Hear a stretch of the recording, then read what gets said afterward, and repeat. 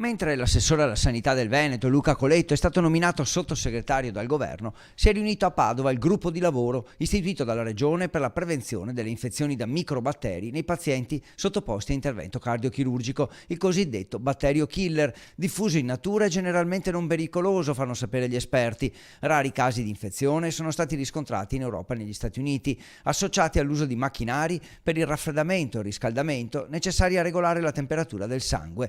La Regione del Veneto, con l'Emilia-Romagna, ha messo in atto un monitoraggio e così, pur essendo state messe in atto le indicazioni di sicurezza, è stata inviata un'informativa ai pazienti sottoposti a intervento di chirurgia cardiaca con l'utilizzo di questi dispositivi dal 1 gennaio 2010 al 31 dicembre 2017. A oggi in Regione Veneto sono stati diagnosticati 16 casi di infezione, di cui 2 con intervento cardiochirurgico eseguito in altre regioni. Su oltre 30.000 interventi chirurgici eseguiti dal 2010, insomma, sono stati individuati 14 casi di infezione, di cui 6 decessi. I pazienti potenzialmente interessati sono stimati in circa 10.000. A tutti verrà inviata una scheda informativa contenente le informazioni sui sintomi e l'indicazione dei numeri di telefono da contattare. I macchinari presenti nelle cardiochirurgie di tutti gli ospedali veneti sono già stati messi in sicurezza e in alcuni casi sostituiti.